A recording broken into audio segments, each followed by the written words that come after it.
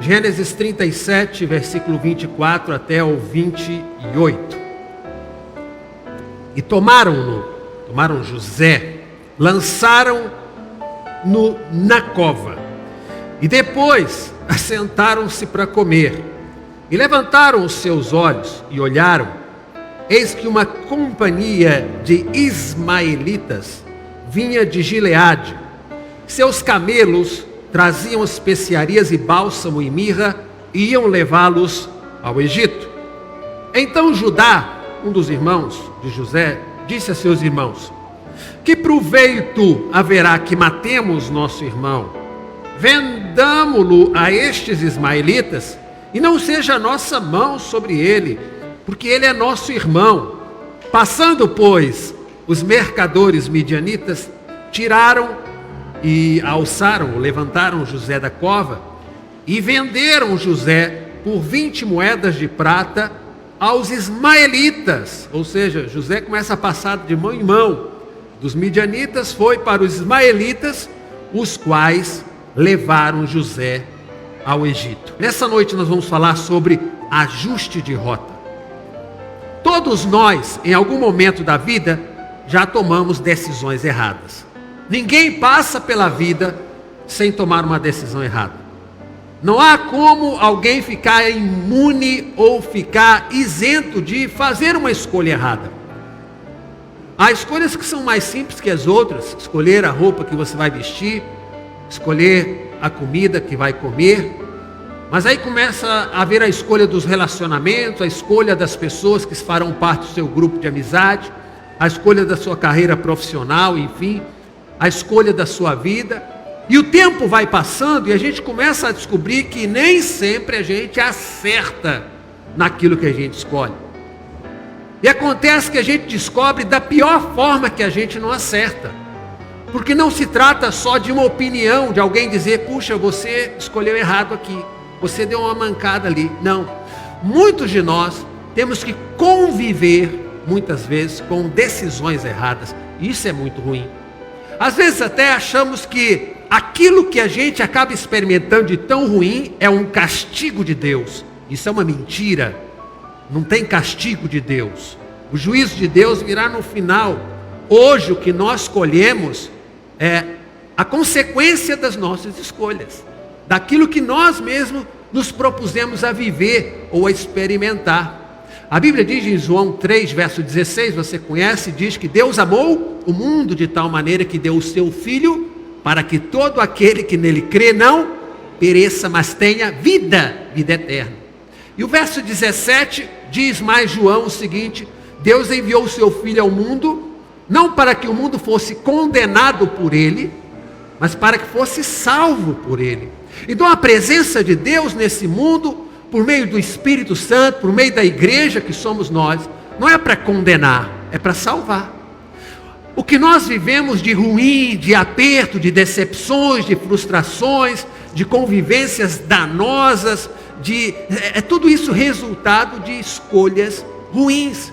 Muitas delas duram durante um certo tempo, outras perduram por muito tempo. Mas a palavra do Senhor diz que há um caminho que parece direito ao homem, mas o seu fim é o quê? Caminho de morte. Ninguém decide ou opta por algo errado porque quer sofrer. Jesus encontra aquela mulher samaritana junto ao poço, e ali Jesus fala para ela que realmente, quando ela diz não tenho marido, Jesus falou: está certo você não ter maridos, porque você já teve 5, e o que você tem agora não é seu marido. Ou seja, é a história de uma mulher que tenta acertar de alguma forma, acredita num relacionamento, crê que é possível amar e ser amado, mas talvez as escolhas pressionadas ou pela sociedade por seus desejos pessoais fizeram ela enveredar por caminhos muito ruins.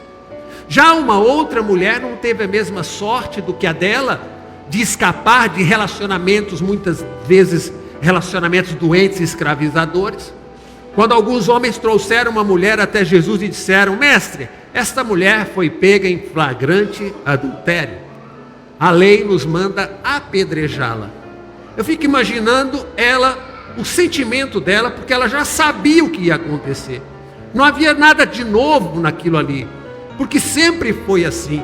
Quantas pessoas perderam suas vidas por causa de apedrejamento em meio àquela sociedade? Ela sabia que não teria saída, não tinha escolha. A lei manda apedrejar, e tu o que dizes? E Jesus então disse: quem não tiver pecado, atire a primeira pedra. E foi saindo desde o maior até o menor, diz a Bíblia, até que ficou só a mulher e Jesus ali. E Jesus perguntou: cadê os teus acusadores? Ninguém te condenou? Ela disse: não, Senhor, só estamos nós aqui. Jesus disse: então nem eu te condeno, vá e não peques mais. A Bíblia diz então que há caminhos que a nós parece o melhor. A gente pensa que está tomando a melhor decisão da vida. Nós pensamos que a boa intenção basta, a gente está autoconfiante. Não, eu quero o melhor. Ninguém casa pensando em separar, ninguém abre negócio para falir.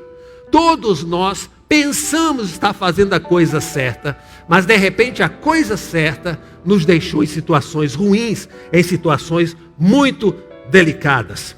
Quando a gente falha, e quando falhamos nessas escolhas, infelizmente, lamentavelmente, muitas pessoas usam dessas falhas para começar a viver uma vida de arrependimentos e de remorsos. A vida, quando a gente toma decisões erradas, ela começa a cobrar de nós uma postura, mas muitas vezes a nossa postura é de se fechar e começar a remoer aquela experiência negativa. A Bíblia conta a história de Jó, você conhece essa história. Jó, diz a Bíblia, ele perdeu a família, ele perdeu os negócios, ele perdeu saúde. Depois de tudo aquilo que aconteceu na vida dele, ele declarou o seguinte no verso 1 do capítulo 3, que depois disso, ou seja, depois de tanta desgraça, abriu Jó a sua boca e amaldiçoou o seu dia. Ele disse o seguinte: pereça ou morra o dia que eu nasci e a noite em que se disse foi concebido um homem. Sabe, é alguém que começa a se tornar amargo por causa das coisas que estão acontecendo na vida dele. Esse é o erro, esse é um problema que muitas vezes nós acabamos por sofrer quando escolhemos erradamente. Os erros começam a nos levar para uma vida de arrependimento.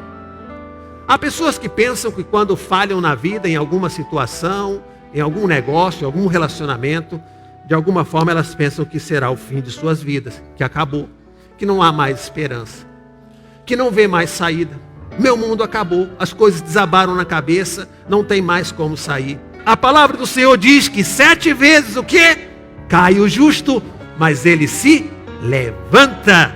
Os ímpios tropeçam no mal. Deus conhece a nossa fraqueza, Deus sabe do que nós somos feitos. Ele não espera de nós tudo aquilo que às vezes até a gente mesmo espera. Ah, eu fracassei, e agora o que vão dizer de mim? Ah, eu achei que era capaz e de repente me frustrei, e agora? Que decepção, que vacilo. Ah, eu vou sumir, eu vou sair da igreja, eu vou sair da cidade. Ah, já era a minha vida. Querido, você não é super-homem. Não cobre demais aquilo que nem Deus está cobrando de você. Você vai, em alguns momentos da sua vida, ter algumas quedas. Você vai, em alguns momentos, fracassar. Em alguns momentos, você não vai conseguir escolher aquilo que é o melhor. Mas há uma expectativa e uma esperança em Deus que você vai se levantar. Diga aí a pessoa ao seu lado: você vai se levantar. Você ainda vai dar a volta por cima, amém? Porque há Deus na sua vida, há Deus na sua história. Nós muitas vezes ficamos amargurados e ficamos num ciclo ali de queixa, de murmuração, de situações ruins. A Bíblia diz que o cativeiro de Jó só foi transformado quando ele começa a parar de se explicar e começou a orar pelas pessoas. A Bíblia diz que quando ele ora pelos seus amigos, aí o cativeiro dele mudou. Amém? Porque até então são 40 capítulos só se explicando. Ah, mas por que isso aconteceu comigo? Ah, mas como que isso foi acontecer? Meu Deus, onde é que o Senhor estava? Onde é que estava eu? E só ali se explicando. Mas quando ele começa a orar, Deus começa a mudar o destino da vida dele. E diz a Bíblia que ele teve em dobro tudo aquilo que perdeu. Amém? Deus é um Deus maravilhoso. Deus é cheio de misericórdia. E Ele vai ajudar a gente a limpar aí essa bagunça que nós fizemos com a nossa vida, com tudo que a gente escolheu até aqui. A Bíblia diz que todas as coisas, diga comigo, todas. Todas, ali não está falando só as coisas boas da vida, não, todas as coisas. Pastor, mas eu não entendo como essa situação ruim pode ser boa para mim. Não me pergunte, eu também não sei. Mas eu sei que Deus é fiel. Eu sei que tudo isso, de alguma forma, vai contribuir para o meu bem. Amém? Então as falhas são situações que devem trazer para a gente aprendizado e vitória. Não vergonha e dor. Eu sei que às vezes errar é vergonhoso. Mas superar um erro pessoal é glória de Deus na sua vida. Você vai vencer. E a maior vitória que nós podemos ter é sobre os nossos fracassos.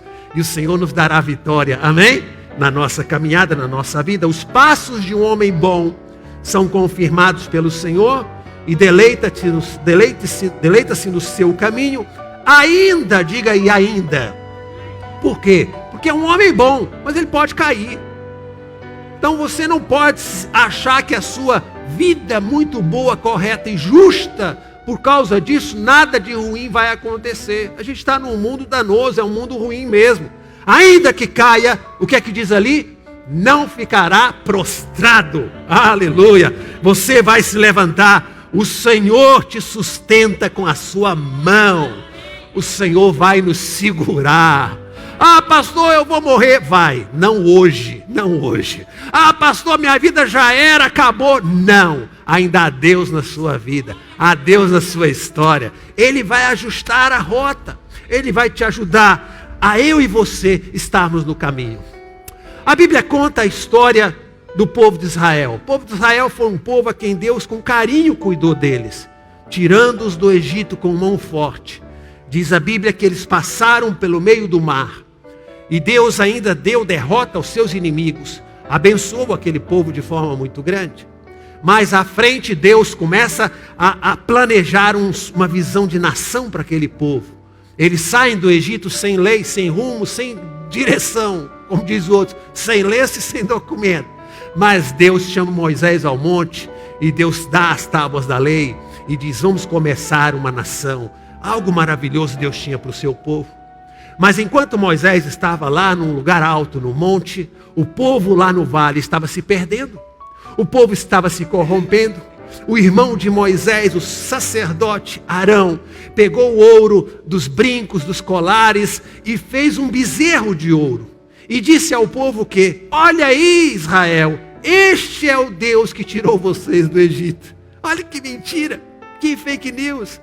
E eles fizeram uma festa enorme ali. A minha vontade, eu não sei se você já ouviu ou se você já disse, se eu fosse Deus, pastor, você já falou isso alguma vez? Todos nós, né? Mas ainda bem que não somos. Ainda bem que Deus é Deus. Está em boas mãos o governo. O domínio e o poder está em boas mãos. Se eu fosse Deus, eu estalaria os dedos igual no filme, né? E vira todo mundo poeira ali. Acabou. Vamos começar um novo povo. Mas Deus é misericordioso. Sabe, Deus continuou tendo um projeto para aquela nação. E mesmo que eles não reconhecessem a Deus, Deus os reconhecia como filhos e levou eles até a terra prometida. Amém? Mesmo que eles não merecessem, mas Deus é um Deus maravilhoso. A Bíblia conta a história de Jonas, e você já deve ter ouvido falar de Jonas. Deus chama Jonas e diz, Jonas, eu tenho uma missão para você. Eu quero que você leve a minha palavra. Eu vou levar você a um lugar muito importante. A cidade de Nínive era uma grande cidade. Ela tinha cerca de 120 mil habitantes. Bem maior, quase o dobro que a nossa cidade de Cataguases. Mas isso há milhares de anos atrás. Era uma cidade imponente, era um lugar grande. Mas o Jonas não quis ir para lá.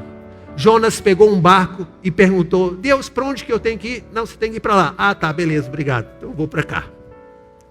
Foi na direção oposta. Ele começa a escolher aquilo, ele vai no barco e está tudo bem. O barco vai ao mar, certamente o capitão naquele dia observou o tempo, viu, a viagem vai ser maravilhosa, não tem nada para dar errado.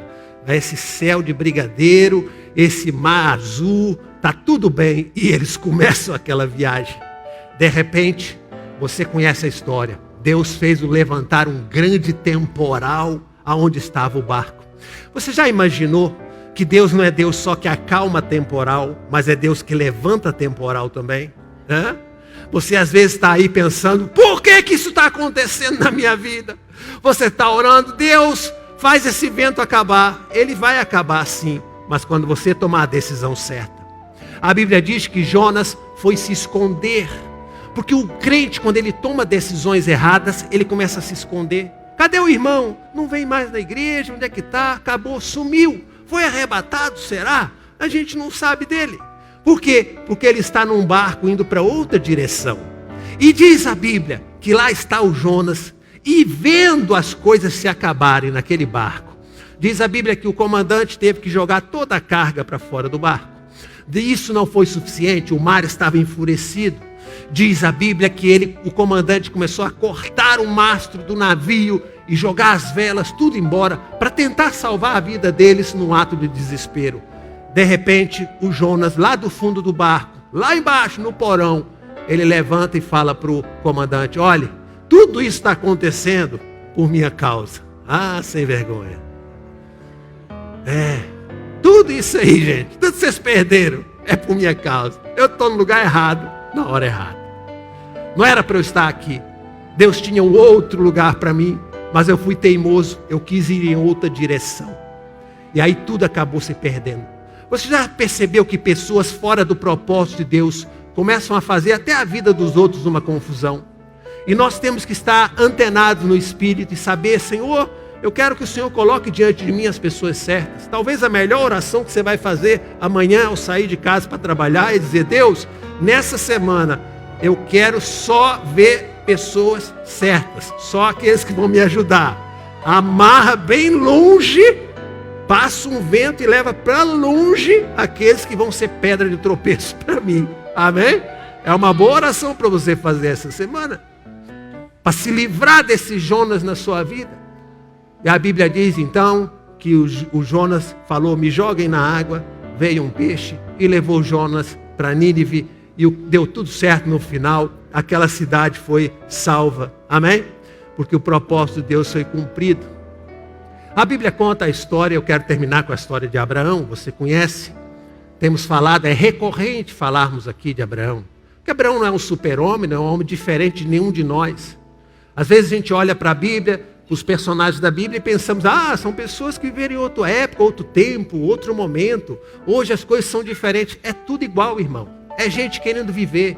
É gente querendo dar certo. É gente querendo vencer na vida. É gente querendo dar certo como você. É gente que espera que Deus apoie e ajude em todo momento.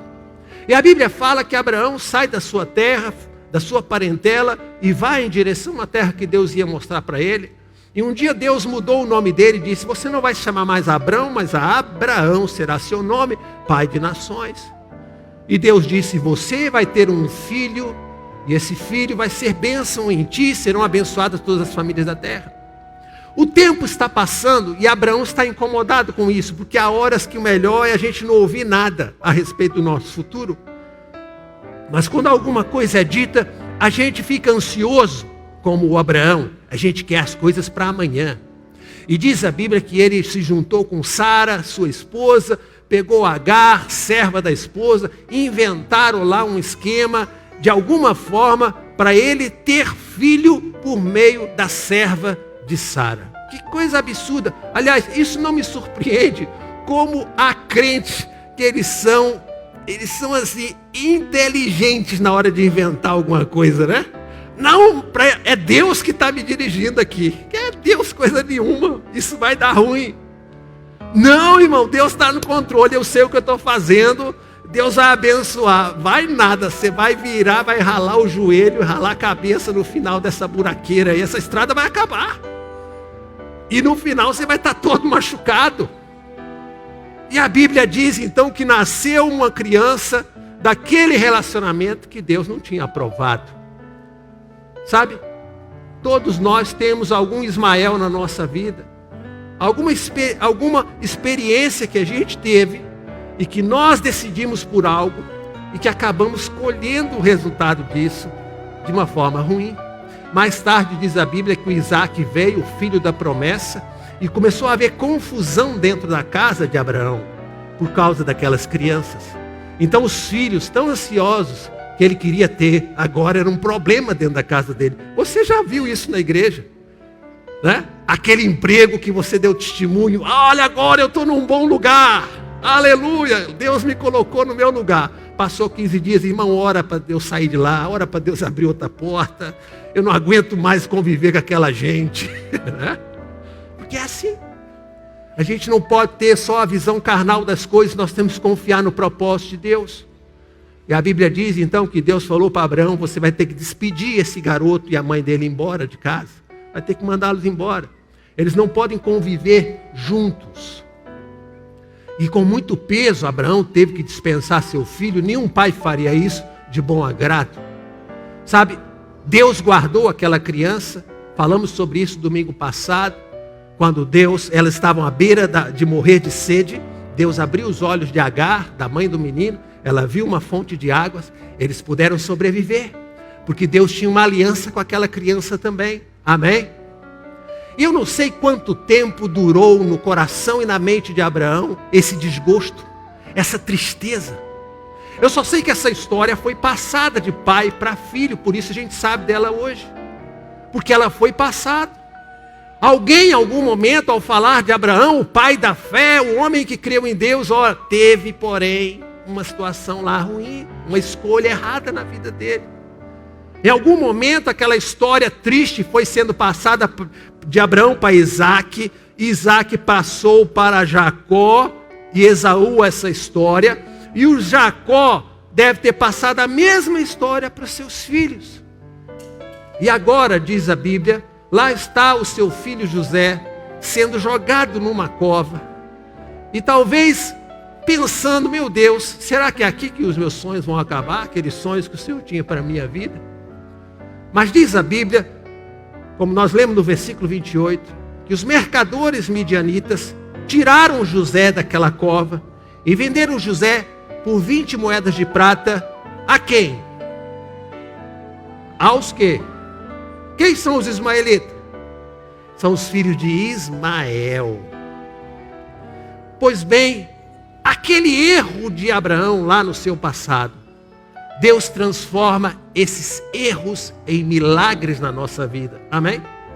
Não é que você tenha que fazer coisas erradas e deixar por conta, porque há preços que a gente paga que são muito caros. Mas Deus é o Deus da história.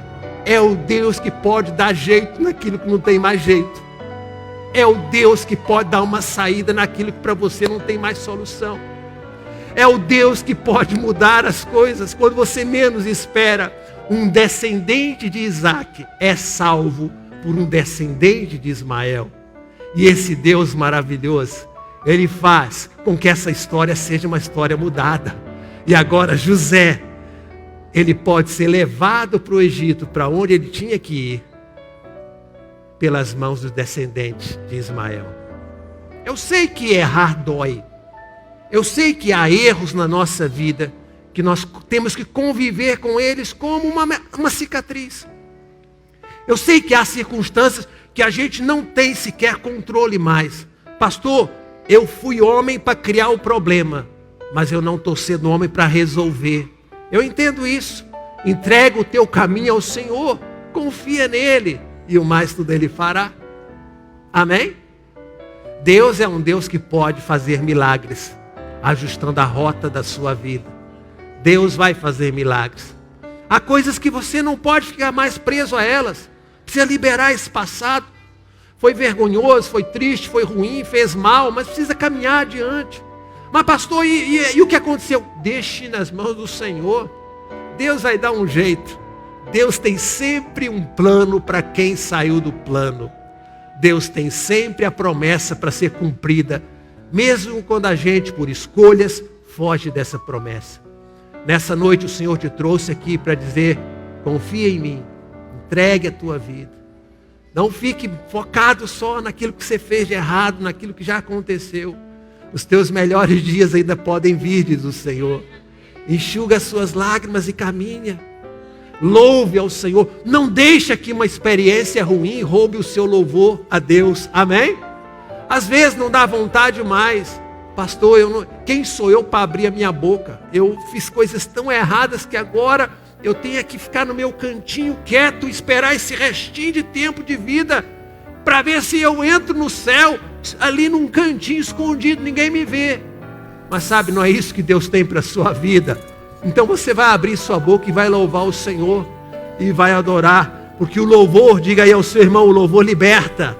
O versículo de número 26 diz ali que então Judá, um dos irmãos de José, disse aos seus irmãos: vendamos a estes ismaelitas, não seja a nossa mão sobre ele, porque ele é nosso irmão, nossa carne. E os seus irmãos o quê? Obedeceram. Quem falou isso foi Judá. A palavra Judá significa louvor. Louvor. É o louvor quem vai tirar você dessa cova. É o louvor quem vai tirar você daquele buraco que você caiu, sem querer, sem ter nenhuma culpa disso. Mas saiba de uma coisa, o louvor liberta você. Não se feche para aquilo que Deus tem para a sua vida ainda. Os seus melhores dias estão por vir.